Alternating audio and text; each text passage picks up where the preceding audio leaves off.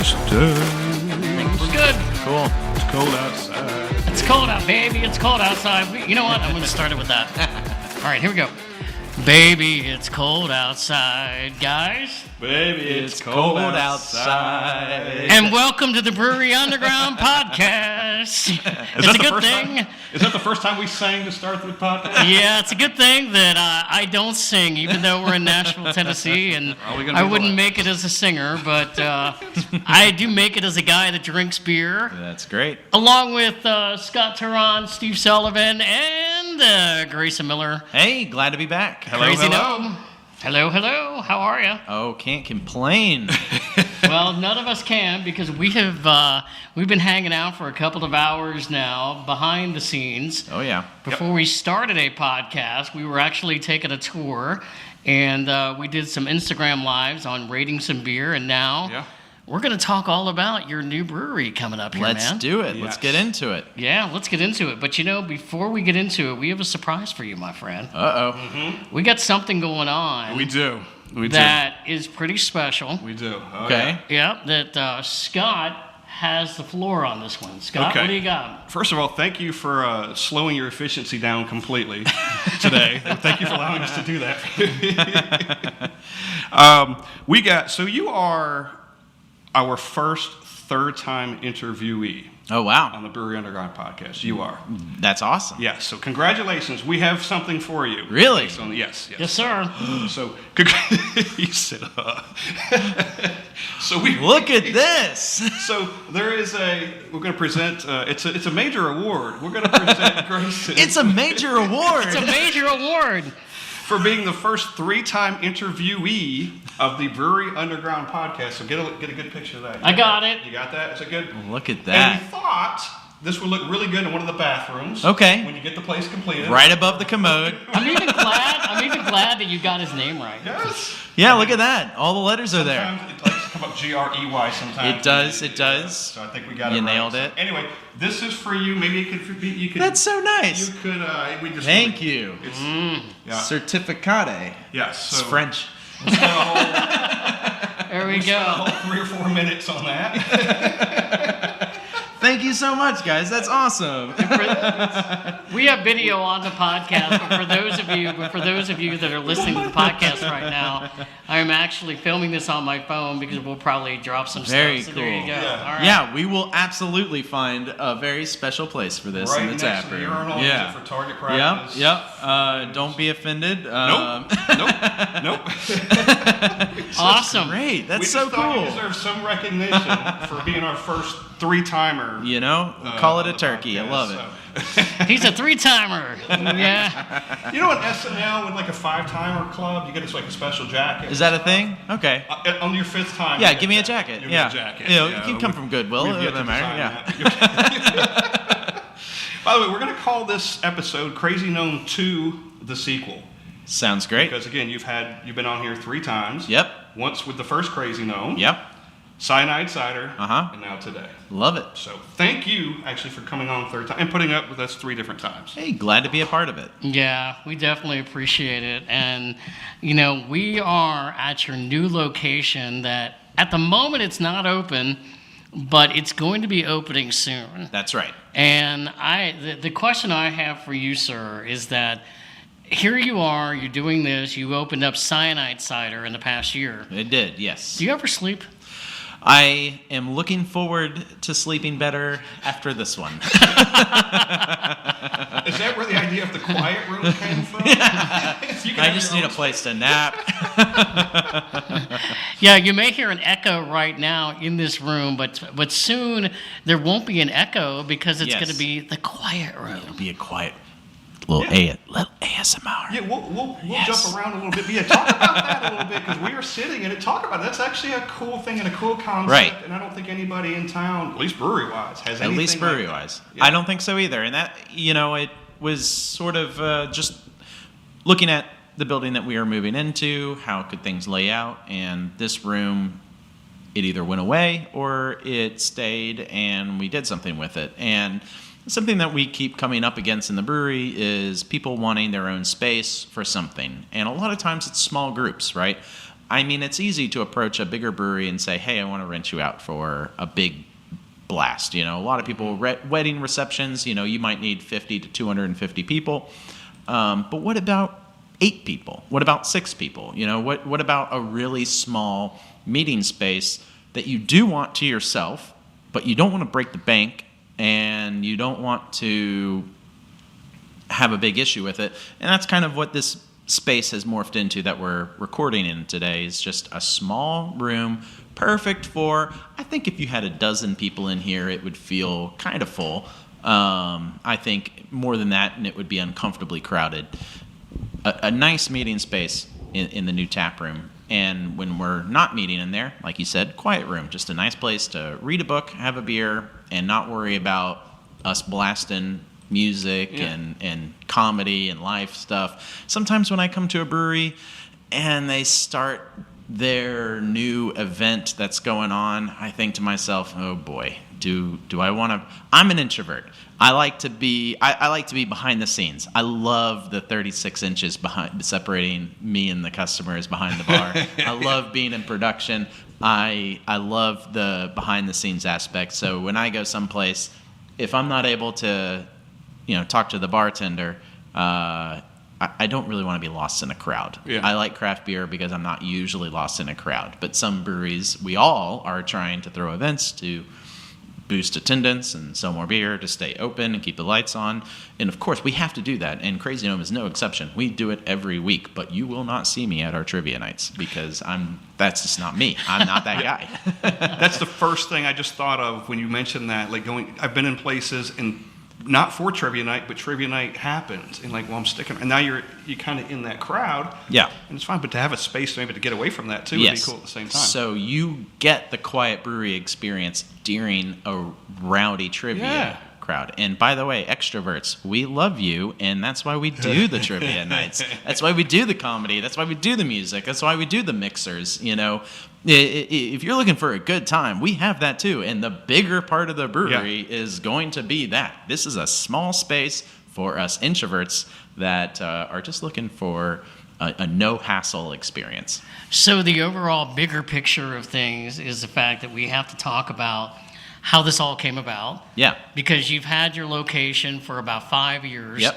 Over near downtown, not too far, over in East Nashville. Yep. Now you're on the other side. And tell us about that. Why this location? Why this location? Why the move? Why any of this torture that I've put myself through over the past year and a half?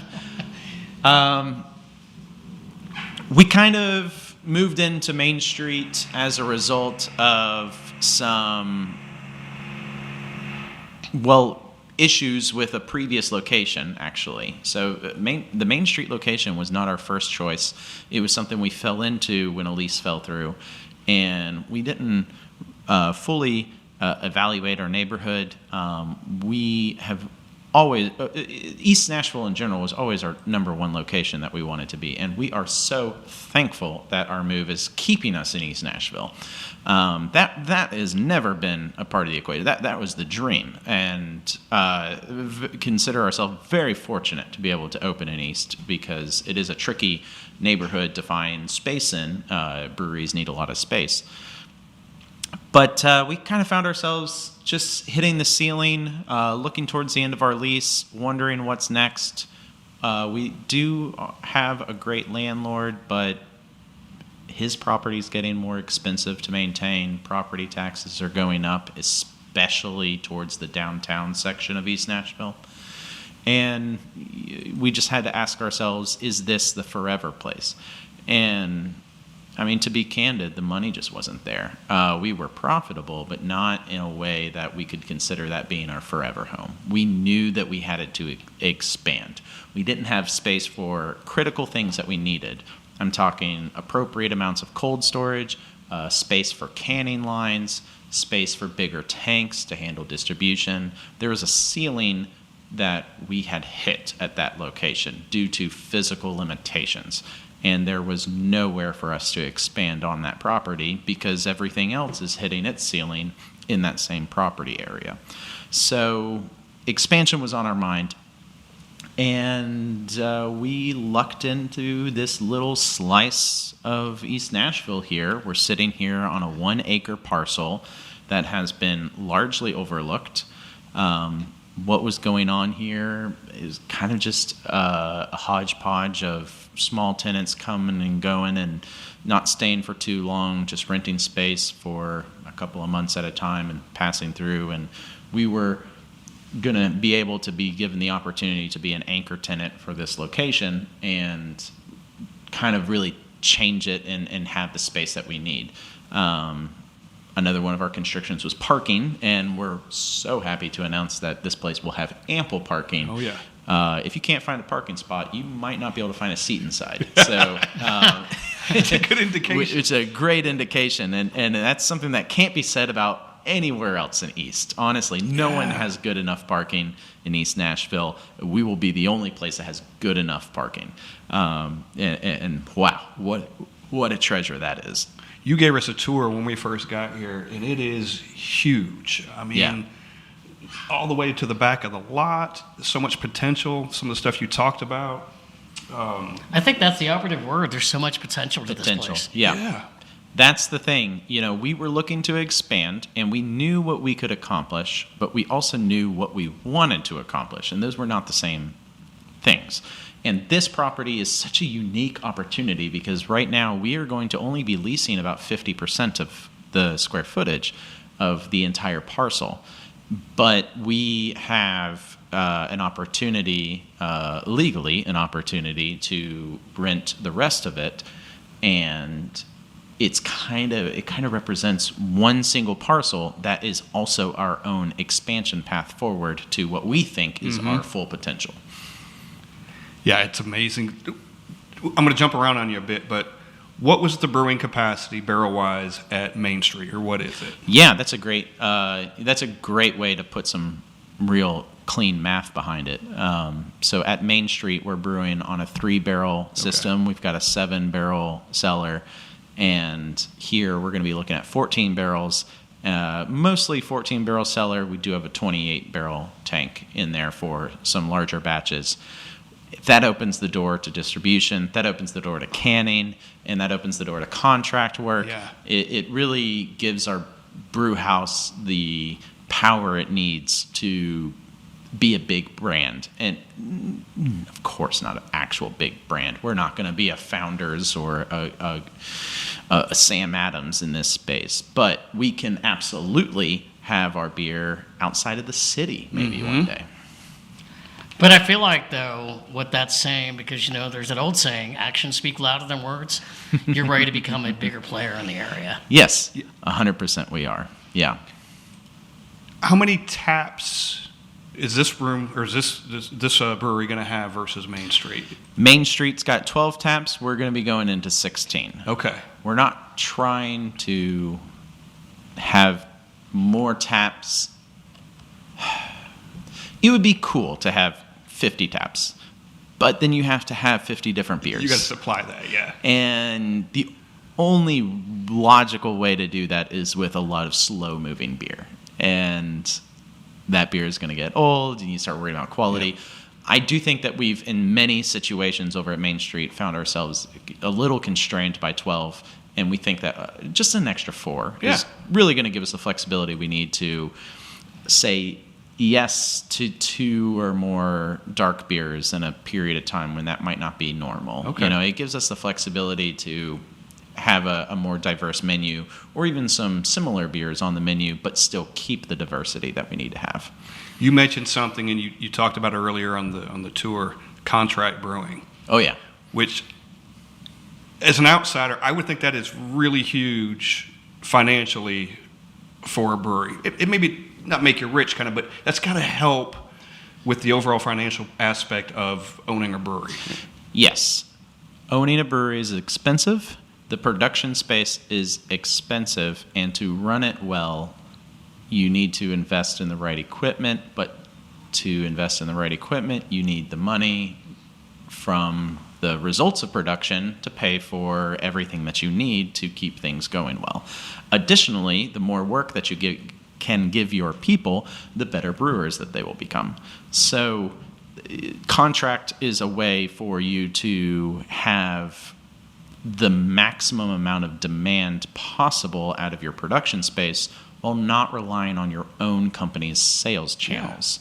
And that's a really beautiful thing, because there are people out there that are blessed with marketing abilities that far exceed my own, and they're selling more than their brewery can make, or maybe they don't even have a brewery because they don't want to be bothered with, honestly, the mess that is production.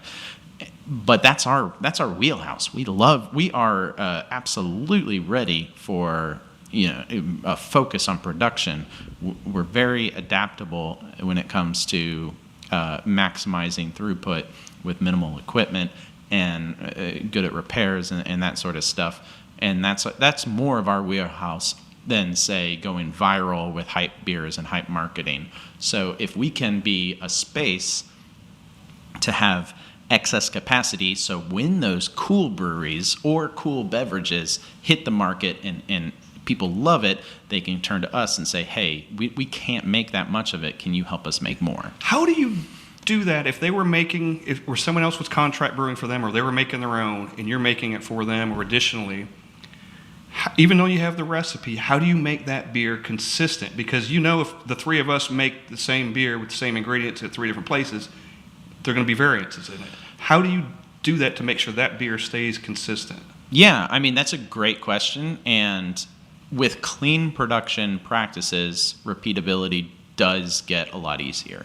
At the homebrew level, and I hear this all the time, my homebrew club had a contest. We all agreed to buy the exact same ingredients, and we all brewed the exact same beer, and we ended up with 12 different beers, right? And that's so common at the homebrew level. But at the homebrew level, you're not necessarily able to monitor every single variable, whereas on our scale, we will be able to do that.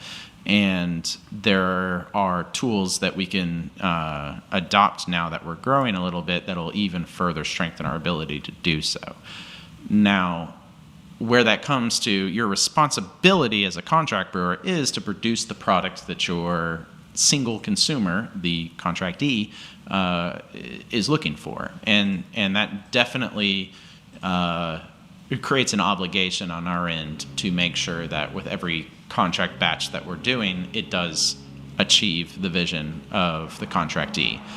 It's actually kind of it's a weird situation to be in. While the passion might be really for Crazy Gnome beer, and it is, and it always will be, there will almost be more emphasis on the contract work, more care given to that, because I have all of Nashville to impress with my beer. I only have one person to impress with the contract brew, right? The buyer, who hired me to make it for them. So it is so important that we do everything that we can do to hit that expectation. Water, obviously, is the biggest probably factor in that. Yeah. So is that one of those things you're talking about? You're able to dial in? Yeah, we'll be able to maybe do that. Where they were making it for, that kind of thing? Yeah. Yep. Okay. That's good. We're talking to founders recently. They said the same thing. It was like, water is obviously 90% of the thing. Right, yeah. And if it's not literally. Yeah.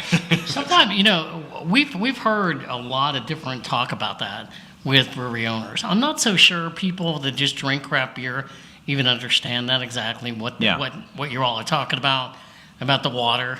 Can you go into more detail about that? 100%, yeah. So when you think of beer, there is a lot going on as it transitions from grain and water to what you are cracking open at the end of a hard day. And a large part of that has nothing to do with humans. It has everything to do with yeast, right? And the health of the yeast, they're going through an entire life cycle. They are growing as cells, and they're consuming food and excreting waste, and they're dying. And the mineral compound, you can think of it as plant nutrient, it has an impact on those yeast's life cycles. And depending on how healthy those cycles are going to directly impact some of the flavors of the beer. And another way that water plays a role is about solubility not sure I'm saying that word correctly. I can spell it for you. We'll look it up later. Close enough. But you think about beer, it's a solution, right? And a solution is a bunch of different separate ingredients, all suspended evenly inside of there's a chemical term for it, but in our case, water, right?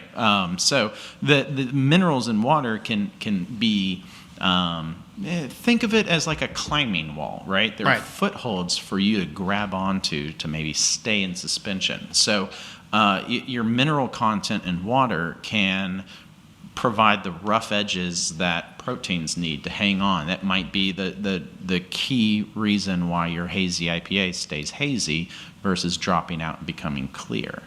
There are so many extra factors outside of that, but those are maybe two things to immediately think about when we're considering water quality. I really want to go into the fact that you're expanding. Yeah. And I feel like, and I know, before we even started this podcast, you talked about it.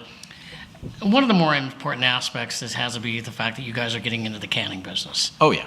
Gosh, talk about that. How excited are you about this, man? I am so excited and also so in my head about can designs.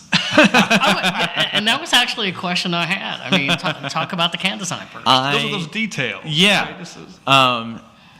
The cans, I get it. Consumers want the cans or bottles. The consumers want to take the beer home and enjoy it at home. And I'm right there with you. I like doing that too. I love the idea of being able to go have a pint, love the beer, and take a 4-pack home. It's a wonderful way to experience a brewery, and it's not something we've been able to offer to date. And that is definitely a regret that we have that we are going to be able to change with this. So we view it as a way to fully meet the expectations of the consumer, which is really, at the end of the day, the only thing we're trying to do. The stressors for me are really all about can design. I can't overemphasize how important those can labels are. You're going from a situation where a customer can come into our tap room and meet my charismatic bartenders and have a wonderful time and enjoy some beer and good times and leave happy, to walking down a grocery store aisle and seeing a bunch of cold, identical aluminum cylinders that can only speak to you with a sheet of paper. And that is hard, right? We need to make sure that our brand stands out, but in a good way, in a crowd of, how many breweries are we at right now in the United States? 10,000? I don't know. I don't know the recent number, but there's a lot of other fabulous breweries out there that have incredible products, and we're all working with the same ingredients, so they're going to be similar if we do our jobs well. It's really hard to decide what that right sheet of paper is. What's the right combination of colors? What's the right design element? What's the right information that the consumers are going to care about? That is fast becoming an obsession of ours in trying to crack that code to make sure that when we do go to market, that people are happy with what they are holding in their hands. I have a two-part question, so I'll ask the first one first, the can plan. What is the can plan as far as how many cans of beer are you going to have available out there? Yeah, so, I mean, we're going to ease into it, of course. We're going to start with our flagships that we're trying to stock in stores, and then we do need to start going into limited run series that you'll only be able to buy in our tap rooms. The overall goal is we kind of view it as we want to build a mix and match 6-pack. So we're trying to look at our 6 SKUs that we could be confident going to market with. So that's to put a number to it. That's the initial goal, is to come up with 6 identities that we're happy with. And we're most of the way there. Not with can design, but with beer design, we're there. The can design, we're pretty close on one. Yeah. But that's wow! What a tricky decision to make on that one. It's not a throwaway idea. It's a novel idea because how many times have we, whether it's beer or whiskey or anything, you're walking through and you kind of buy. If you don't know much about it, maybe you're buying it because of the label. Right. I mean, it's everything. It's so unfair to the brewery, but it is an absolute truth that packaging matters. And I'm a brewer. I've been a brewer for 5 years. I'm guilty of it, like everyone else, walking through the aisle and buying based on the can art. I mean, or at least to grab your attention, at least pull it out and say, "What is this kind of thing?" Something? 100%. It matters almost more than the beer itself. I feel that way when I go out and I look, at different cans of beer, and you're going, you might be looking for something specific, and then, oh, wait a minute, what is that? Right. It looks pretty cool. Maybe I'll try that. And the other tricky part to it is when we release that 7th beer, we want you to immediately know by just glancing at it that it's ours. Yeah. So we have to come up with a theme. We have to come up with what is the Crazy Gnome theme? And we're close to the answer to that, but we're not quite there. And we do have some ideas that I think are pretty cool that I think people are going to appreciate. But, we need you to, and I'm sure if you think about your favorite brewery that you like to buy packaged beer from, you can already know that when they release their upcoming seasonal, and you see it on the shelf, you don't have to see their label. You don't have to see their logo. You just need to look at the can, and it's theirs. Yeah. And to your point, if you're looking across the room and you can recognize certain labels, we can all walk into a liquor store right now and be like, oh, I know, without even being able to see, I know whose that is. I know who that is. Yeah, you can't read the words, but you can see the can from 20 feet away, and this is ABC. And not to disclude anybody. I don't know, disclude is a word, but not include. How's that? Not include anybody. But I feel like there's 2 breweries in Nashville that stand out when I see their cans: Southern Grist and Marble Fox. Okay. I know exactly what it is. Yep. And I'm heading towards it because I like their beer. Yeah. And I hope that Crazy Gnome is going to be the same way. Where do you hope your distribution is going to be as far as how far do you want to go out in the Nashville area, Tennessee? The cool thing about Tennessee, as opposed to some other states, is that our liquor stores, by mandate, are all small businesses. There are not really any chains. I know that Total Wine is trying to change that, but we for the most part, have individually owned liquor stores, and that makes them much more appealing consumers for us than grocery stores.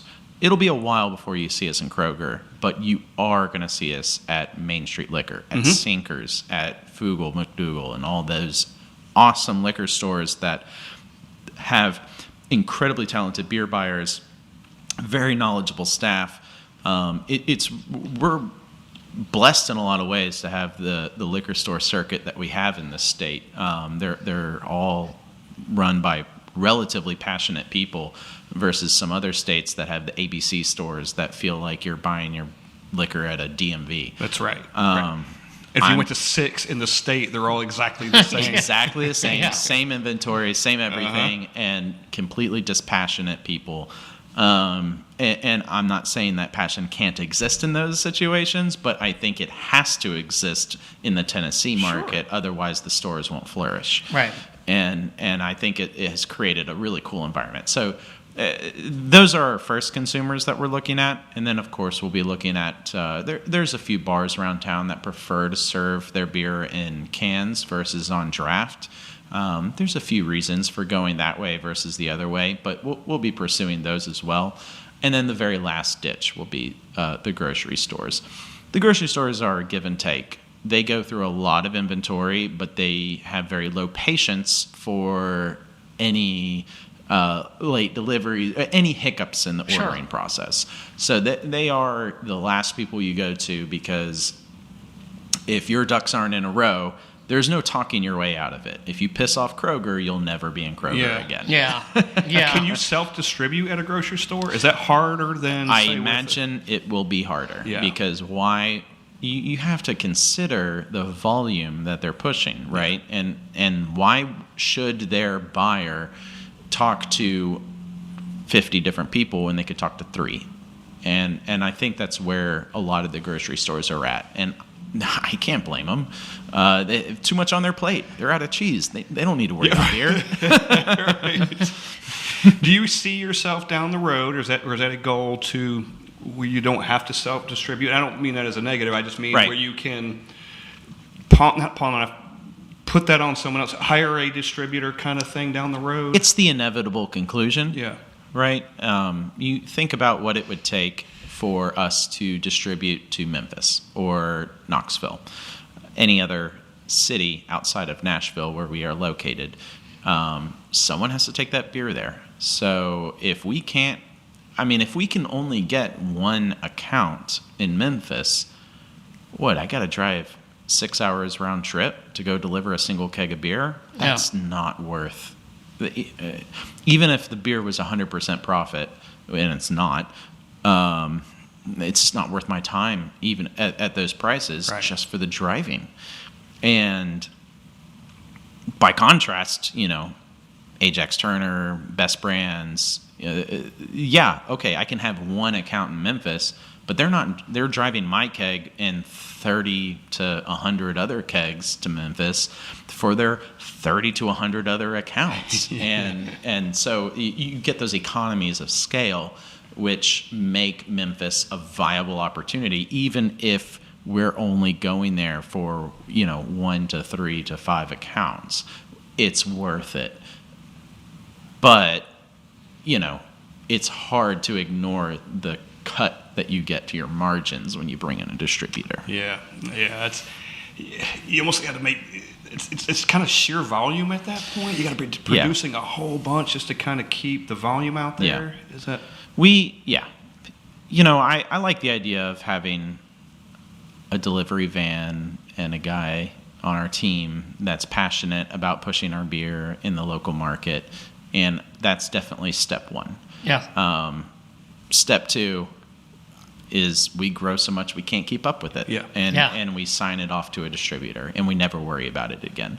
And I think a lot of breweries, all growing breweries eventually sign with a distributor. I can't think of any growing brewery that still only self-distros.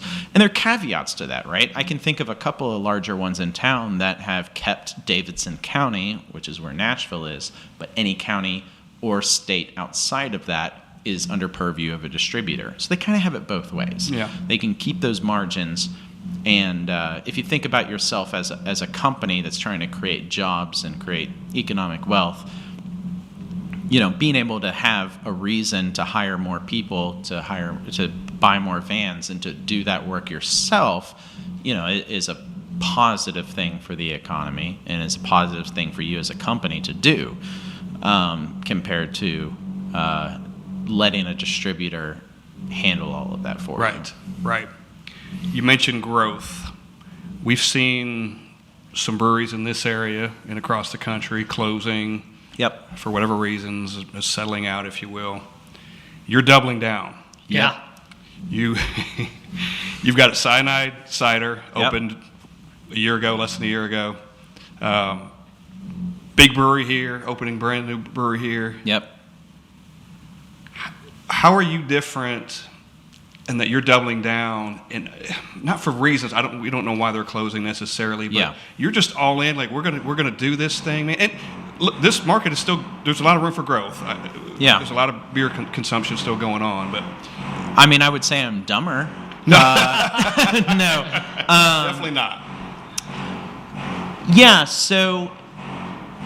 And by the way, if anybody's hearing noise right now, it's because they're working on your new brewery at the time that we're recording this. Just part of the ambiance. That's what you hear. We're party on. Just part of the ambiance. Don't worry about the noise. It's a hammer drill, I promise. It's habit time. I think that's a really important question that all breweries are answering for themselves. I think that you had a situation in the craft beer industry where the statement, if you build it, they will come, was true. And that is not true anymore. You have to give people a reason to come. And I think that there are a lot of people that open breweries that were not prepared to answer the question, why should you be here? Why is it worth coming here over anywhere else? And I think that the most important thing for all of us to remember is the truth about beer, that it is the lowest common denominator.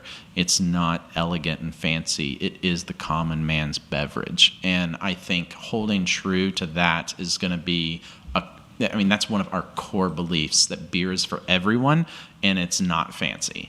And I think we can do cool things with beer, but, take off your tie before you drink it. And I think that that's maybe...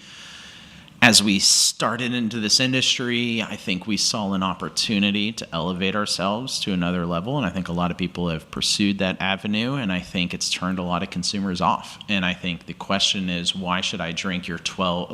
You think about some of these incredible barrel-aged beers or whatever, the price point is just unachievable for beer sustainably. Yeah. And unfortunately, I think, whether you agree or not with that statement, the recent downturn of beer, I think, is us flying too close to the sun and finding that it's not working.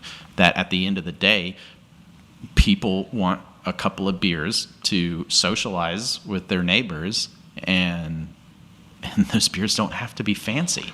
No, and these, like what we had today, we got two founders, if anybody saw the live, in a Bourbon County. Those are kind of occasional beers, special beers, special occasion beers, those kinds of things, break them out once in a while. I recently bought a bunch, and I won't name the name of the brewery, and they were really good, and they're new into town, but they're like $8.50 a can. Yeah. And I got them, and they were all good, but I'm never going back there again. No. You can't sustain that. Okay, but you can't do that every single time. I'm pulling out a calculator for you.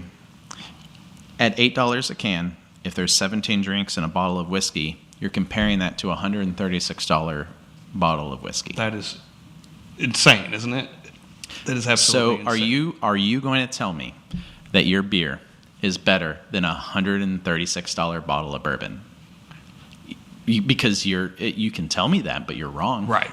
That bourbon's going to last a while. That bourbon will last forever. Yes, it will. It will never get oxidized, even if you leave the lid off. The ethanol might evaporate a little bit, but it's going to be fine. Keep drinking on it, and I think the value proposition just isn't there. Breweries work with nailing down clean and repeatable production practices and a strong hospitality branch. That's the recipe for a sustainable brewery. And there are other things that you can leverage to become a lucrative brewery. I'm not saying don't do the bourbon age stuff. I'm not saying that there's not a place for premium beer products. There obviously is. But if you have this delusion that it is more than 5% of your revenue source, then you're crazy, and you will join the closing breweries. I do want to follow up on what Scott said as far as like why some breweries make it, others don't. You guys are such a great success story, in my opinion. In the first podcast we did, and we talked about maybe people that haven't listened. Why have you not listened right away? It was episode 5, by the way. Let's go back and listen. But no, when you guys first started out, you could have been dead in the water.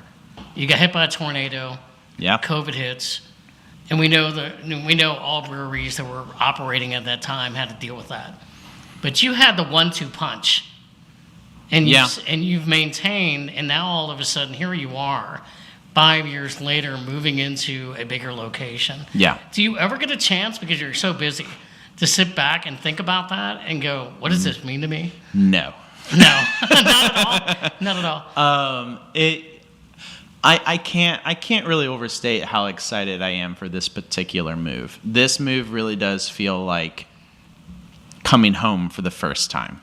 everything that we've done has really been trying to prove to ourselves, as much as all of y'all, that we're worth hanging around. This place that we're building out, that we're getting close to sharing with you guys, is we're only trying to convince you. We are convinced, and that's just different. Hence the investment in yourself. Yeah. Yes. I'm not going to stop trying to convince you that we're worth hanging around. We're really interested in convincing everyone in Nashville that we're worth your time and that we're worth your consideration.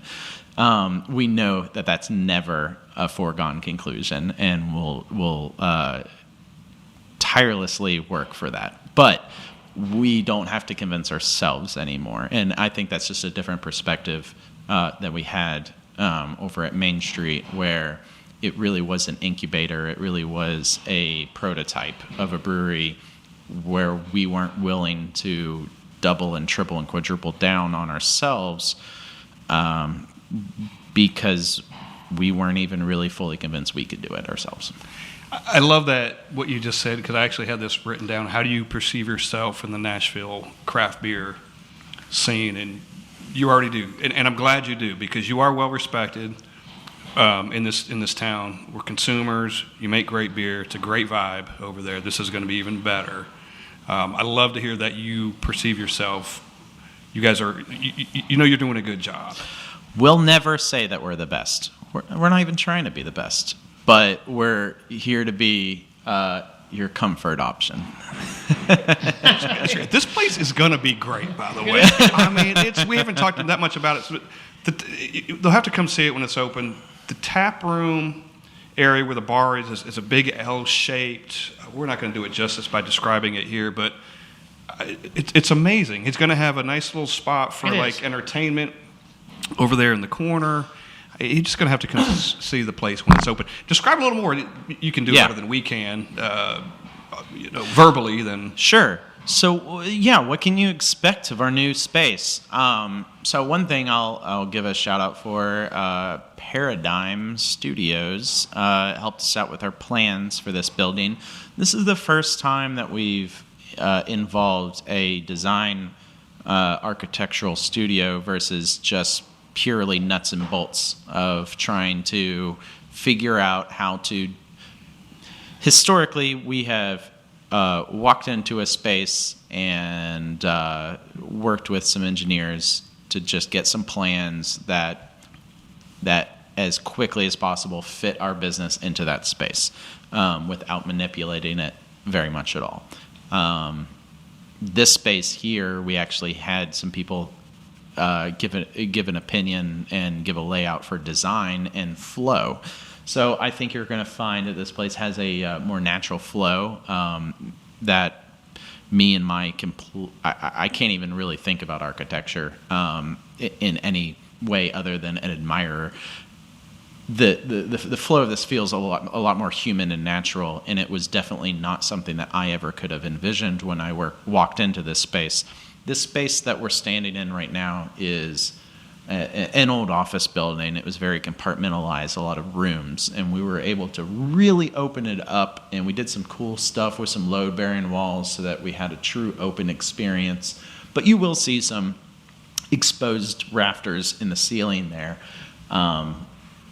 We're trying to really kind of create a seamless flow, a circular flow of the building, and that's kind of reflected in an L-shaped bar and seating that goes across two walls of the building, and then the rest of the structure, the supporting structure, like the restrooms, kitchen, manager office, and the quiet room that we're in right now, kind of supporting the other two walls. And basically, no matter which way you walk, you're kind of going in a circle. And there's just not that many steps to go to wherever you're trying to go, which is nice. So is it fair to say, based on what you just said, your vision for your next brewery, which turns out to be this one, came when you found the building? Or did you have something in mind ahead of time and you kind of found the building to fit? We always... so, I mean, sure. I think maybe... To restate your question, what were our expectations for a more permanent spot? and they were simple. We wanted dedicated taproom space that was detached from the production space. Production and taproom are just, they're at odds with each other at times. We wanted parking. Parking was critical. And we wanted a space that we could envision throwing some larger scale events. What we have learned in the last 4 years that was a bit of a surprise to me is that we love putting on events, we love putting on big events, and we want to keep doing that. We want to chase that high. We haven't begun to scratch the surface of what we're going to be able to provide for the community in terms of really cool events. And I've got millions of ideas, but I'm not going to share any of them right now. Stand by. In due time. Right? In due time. But rest assured, this is going to be a really fun place to hang out. I'll throw that word potential out there. There is so much you can really do with is. the multiple buildings and just the space out here. And we talked about some things earlier, some of the space you have ideas for. And this is going to be a destination brewery. Campus is the right word. I love it. Yep. That's awesome. I can appreciate that for sure.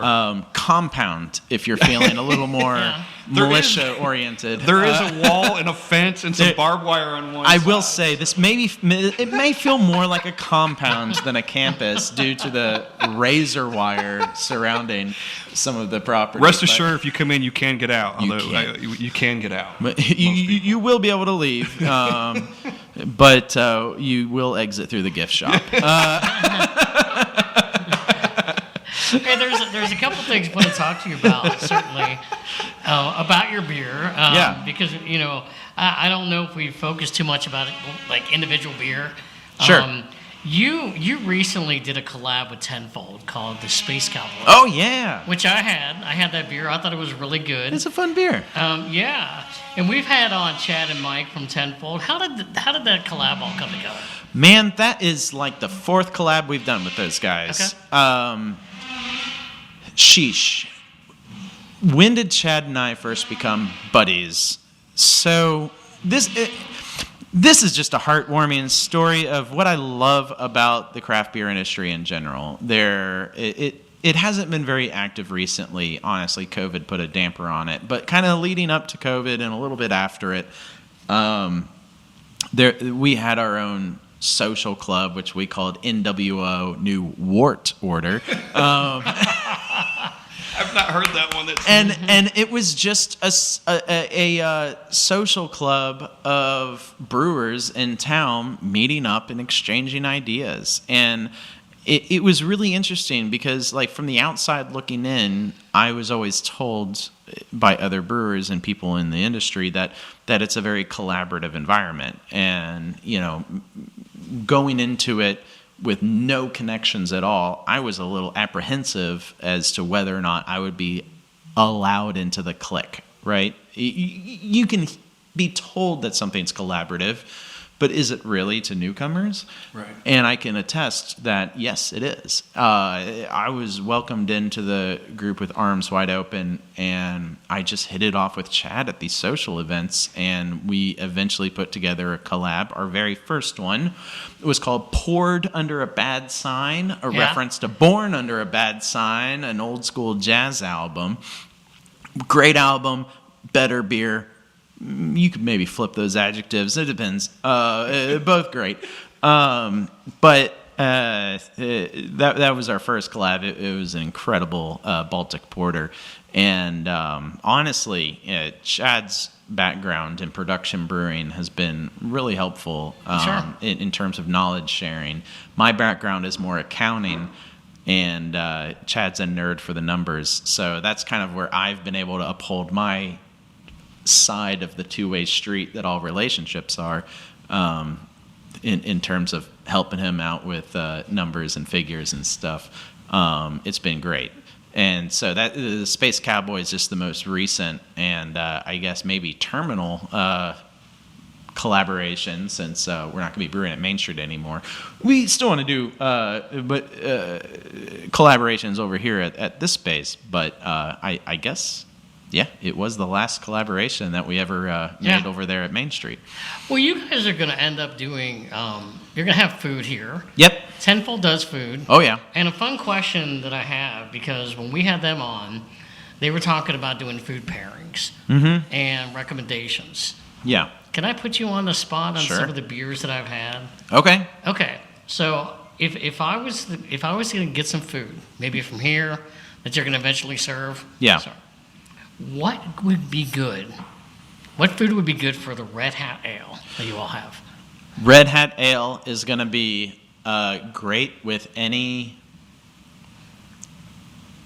fried food, any fish, chicken, lighter meat. Okay. I think the heavier maltier notes might clash a little with red meat if you're really getting elegant with your pairings, but Not these two, I can tell you that. But proceed. but that's what I would go to. Darker beer, lighter fare. Although me personally, that fried aspect though, it still goes great with the Red Hat. Yeah. Okay, I love this, and then so I also had. There's a couple others. We'll just do two. The Friendly Zombie, which was a black IPA. Thank you. What food is good, Ooh, good with a black IPA? Okay, so IPAs in general, Yep. the best pairing with IPAs is Indian food. There's not a contender. Come at me in the comments. Really? And no, it's not just because the I stands for India in IPA as well. Truly, the way that the Indian cuisine embraces a plethora of spices just balance so well with the spicy notes and the aromatic notes of IPAs. They are very complementary.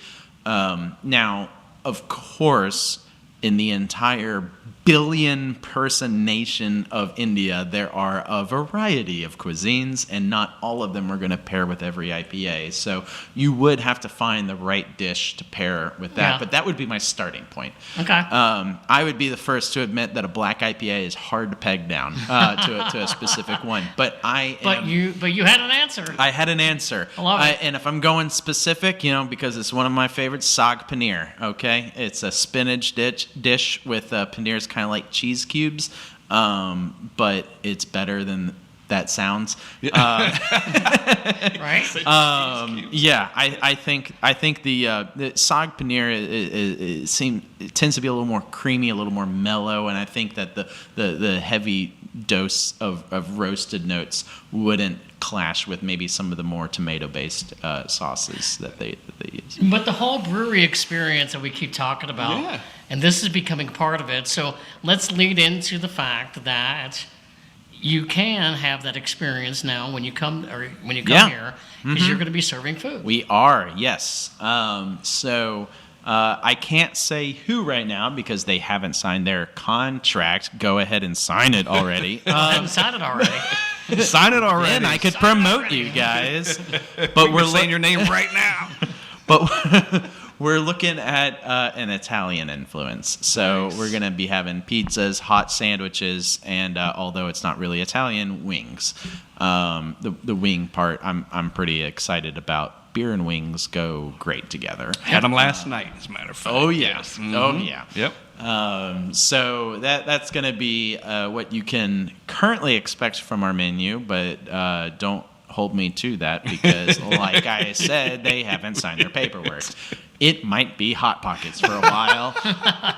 Look, as a backup plan, Steve makes a good chili. I will admit, he makes a good chili. You heard it here first. In a verbal agreement, Steve's chili is the backup plan. Come on in. You're just going to have to make it in volume now. Hey, I don't know if y'all have spent any time in Knoxville, but they have a fast food chain there called Petro's. I've had it. I thought growing up in Knoxville was a national chain and learned to find out that no one knows what I'm talking about. I've seen it. It's fast food chili. Okay. You start with a paper cup.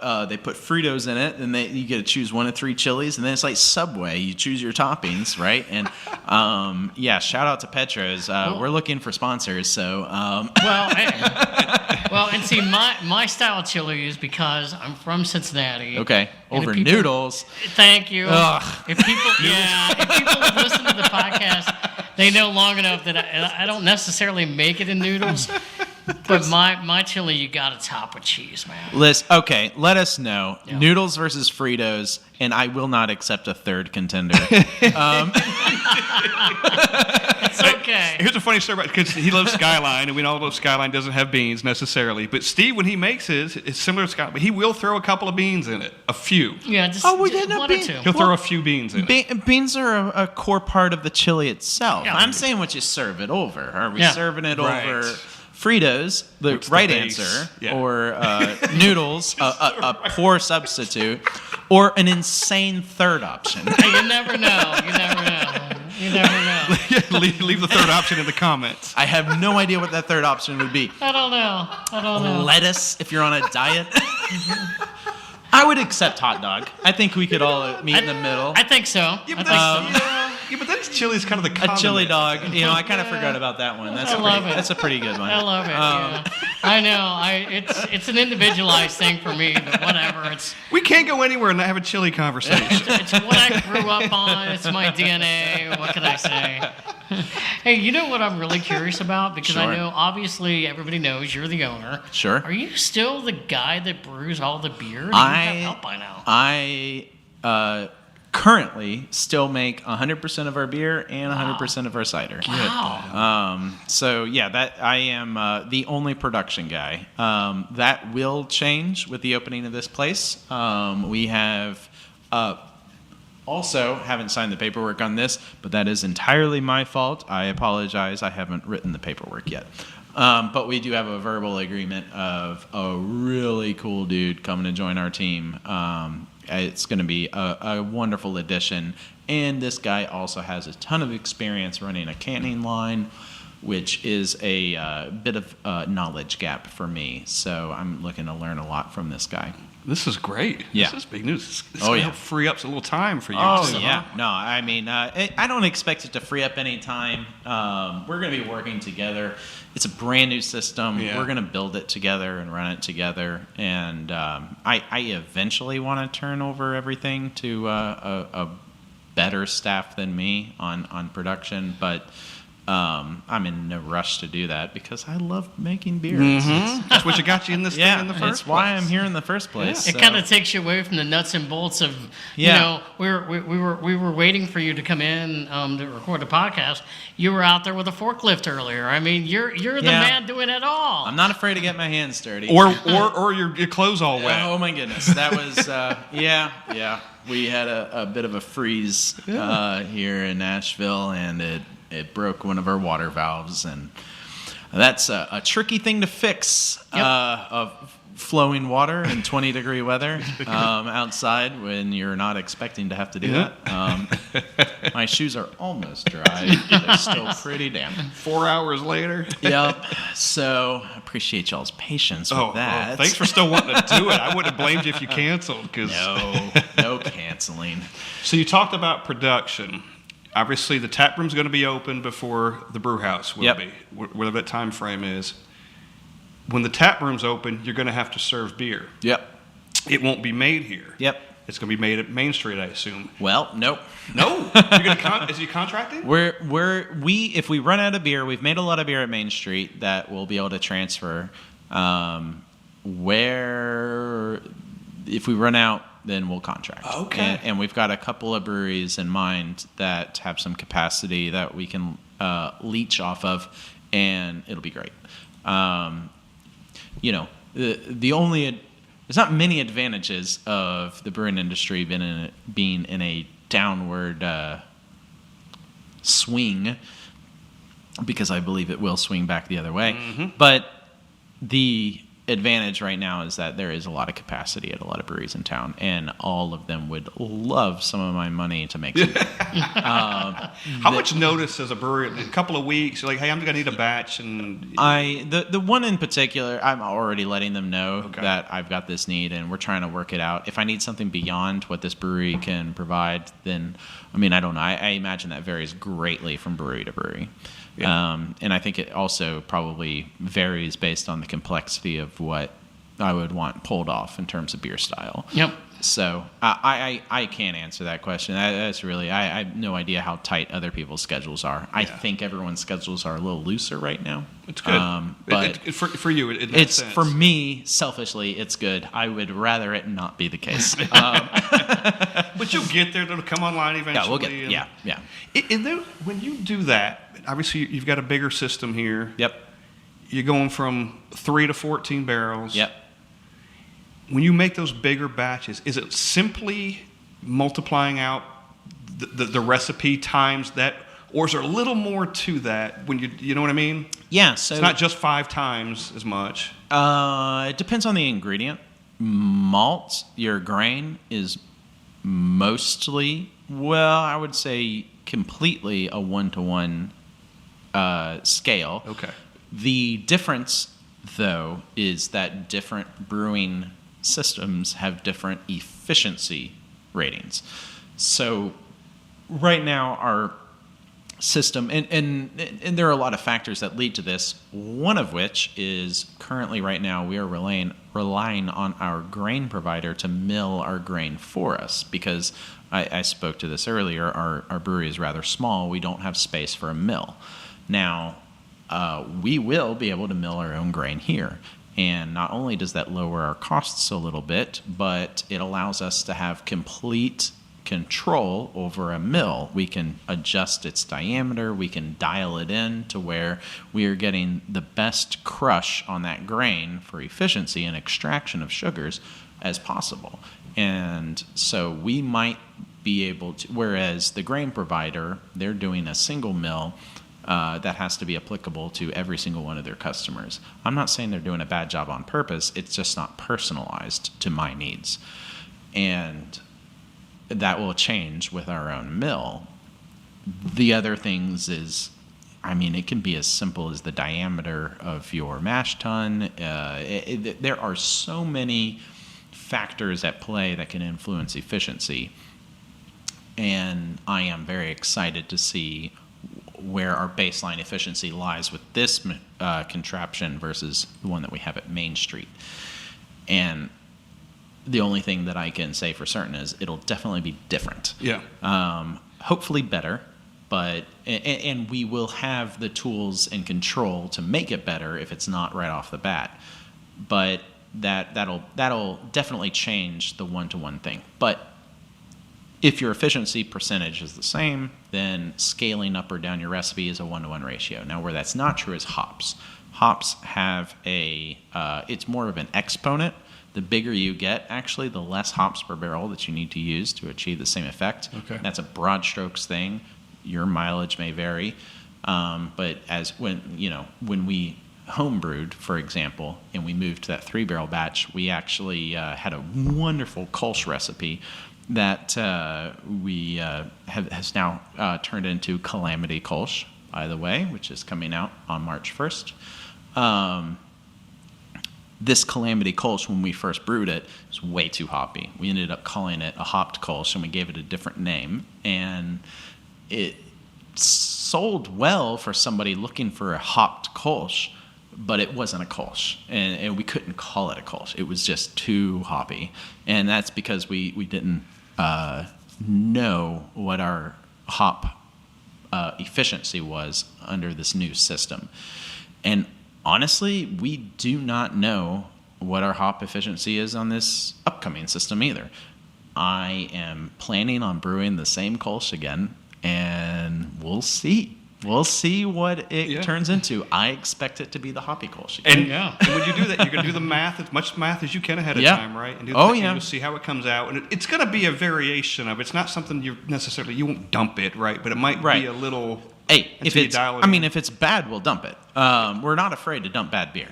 But, something being more hoppy than it should be isn't inherently bad. It's just not the style. Yeah, it's just different. Which I don't mind because I go, that's a new beer I haven't had before. Right. So there can be positives to that. But that this first 1 to 2 beers, maybe even just the one, because it is a style, it is a recipe that we have proven to ourselves, it'll really help us very quickly dial in. That can be your baseline almost in a sense, where you're like, okay, this is once we get this dial in, we know kind of maybe what the rest kind of should be efficiency wise. And something I haven't asked. Oh, go ahead, no, Steve. Go ahead. You're fine. And I kick myself for not asking in any of our podcasts before, but how important? You have 2 locations, Cyanide and Crazy Gnome, obviously. How important is your team to you? And I'm talking about front of house, back of house. Yeah. Everybody involved. Like, it takes a village, right? Everyone is important. Yep. There's not anyone that's less important than the other person. And if you think any different, then you're going to close. I love our teams. They're great.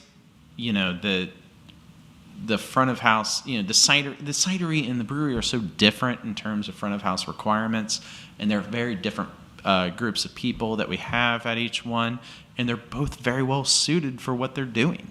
And it's just so cool seeing them in their element and doing what they do best. And what's the only thing that's certain is that they're definitely doing a better job than I would be doing in those roles. So, I mean, like you think about and maybe somebody like Sam Adams or AB InBev wouldn't say the same about their front of house staff at their tap rooms that they have, because distribution is more their strong suit. But when your tap room is a material part of your sales, which for us it absolutely is, those bartenders, those part-time bartenders, are essentially the face of the company. That you cannot have a bad bartender. And you cannot have somebody who doesn't care about your company or your brand. Otherwise, it's just not going to work. No. Everyone, in both locations, everyone smiles. Everyone is, and I'm not just saying it.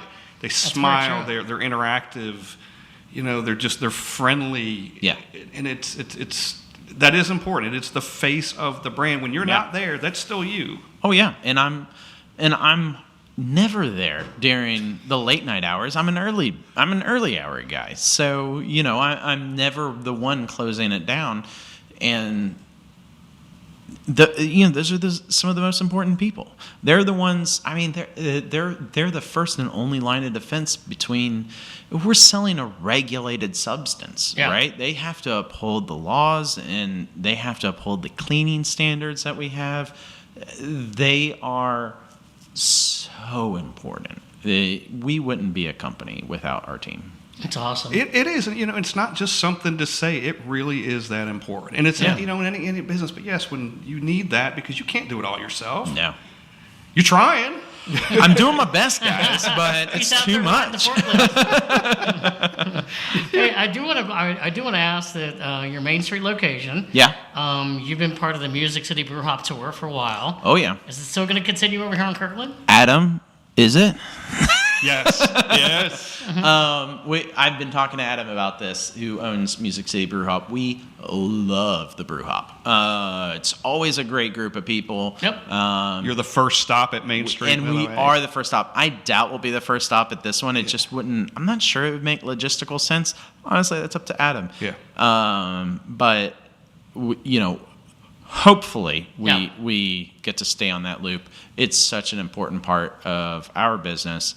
But also, I mean, selfishly, I just love meeting all those people. Mm-hmm. It's such a micro environment of Broadway people that we wouldn't normally see. He's doing such a good job of extracting people away from Broadway and throwing them into Nashville's awesome craft brewer scene. I went back, and I know you did too, recently, and listened to the first episode you were on with us, the Crazy Gnome one, episode 5. And you brought up Music City Brew Hop, and in that episode, we were just getting started. You explained how great that business was for you and the whole thing. Oh, yeah. And then, since then, we had learned about Adam. He's been on the podcast. He told a great story about you, too, at that same time. He was like, he's like, he was kind of going door to door, and nobody really knew what he was doing. And then you call him back later on, and you get, yes, I would absolutely love to do that thing. So the partnership there is cool. Yeah. Digging that. So they are a great thing. And East Nashville Beer Works is not far from you. That's right. They're on the loop, but I don't think Living Waters is. Yeah. If I recall. I don't. There's a weird traffic reason for that. Yeah. Okay. But, but you guys are all kind of neighbors here. You're not far from each other. That's right. Yeah. I mean, you know, he has to drive a trolley around Nashville traffic in an hour loop that's reliable and makes sense. He's got a hard job. And designing those loops and accommodating everyone. And I think everyone in the Nashville scene really values what he does. And I think the people that aren't on the loop are jealous that they're not on the loop. They want to be on. We've they heard from people on. that want to be on. Yeah. And, you know, when we had him on, we learned during that episode so much about that business that we knew it wasn't. We learned it wasn't the downtown thing. It wasn't the woo girl. Like it's not that at all. Yeah. No, and that's something that he's had to explain to the city, and I don't know how many different ways he has to say it. Because if you haven't been in Nashville and you haven't spent any time in downtown Nashville, it's nonstop. You know, I'm sure you see this in other tourist towns. Pedal. It started with the pedal taverns, and now it's tractor pulls and just basically just barges slowly going up and down our streets while people get shit-faced on these things and woo and vomit off the sides. And it's honestly, it's a bit of a disgrace to our city. And Adam is doing a tourism-based public transit, but it's just not that. It's not the same thing. He's got a beautifully, well, he has more than one now, but beautifully remodeled old trolley. Right. that's taking people to a carefully curated collection of breweries where they're all going to have a wonderful time. Right. It's so different than some of the other stuff going on in Nashville. And the coming back every hour thing is brilliant. Yes. Yeah. It's. I mean, I wish more cities had this. I wish that every city I went to had it. Just being able to not worry about catching an Uber, not worrying about anything. These are the 7 places we're going to go to, and we're going to have a great time. Go to all 7, go to 3, go to 1, whatever. Ride around on the truck. You know, we can thank him, and we can thank that episode for meeting and having on Eric Latham from Johnson City, and he's the head of the Brewers Guild. Oh, cool. And then Anthony Davis from East Nashville Beer Works, kind of because of that whole thing. So we've made those connections through Adam and through that episode. Very much so. I know we've eaten to your time so much today. We got to wind this down for your sake. But I got a question. Yeah. Main Street is Gym 5. The people that work on the treadmills, are they going to miss you? There's backstory. The ones that stare into the brewery. Are they going to miss you being? I think some of the members might miss us. Listen, we are at odds with each other. I've already gone over the parking. The parking for our brewery is terrible, and our folks love to use the gym slot. The gym slot looks, by all appearances, it looks like it should be for us, but it's not. It's been a nonstop headache. I know I've pissed off different Adam. Adam Gym 5, I know I've pissed him off with parking before, and I've done my best to police it. But, you know, at this point, I think we're on good enough terms that there's not any serious bad blood. I think we've buried the hatchet, and I think we've shown that we're serious about being good neighbors. And I think that's evident in that he's actually donated his parking lot to us for a single day, coming up on March 1st for a going away party. So that's really soon. I don't know when this episode airs, but March 1st, 2025, huge blowout at Crazy Gnome Brewery. I hope everyone can make it. And that's actually going to spill into the Gym 5 parking lot. We're going to have bands, vendors. It's going to be awesome. That's going to be cool. That's going to be cool. Terrific. One more thing. If people are thinking about visiting Crazy Gnome, whether it's Main Street or the new one when you open up, what do you want them to know about you before they get there and then kind of after they leave? What's their takeaway? Sure. So I think that we are a great place we take pride in brewing beers according to their styles. So our Kolsch's taste like Kolsch's, our red ales taste like red ales, and we're not trying to break molds out of these 100-year-old guidelines that we've been given for different styles. I think you can expect a plethora of styles. We don't specialize in any particular style. We like to hit a bunch of them and we like to hit them all cleanly. And if you're new to craft beer, then you're our favorite type of person, because we are very evangelical about matching you with your next favorite style of beer. It's not always clear what a new person to craft beer is really going to take to. For me, it was a Dunkelweizen that got me into craft beer.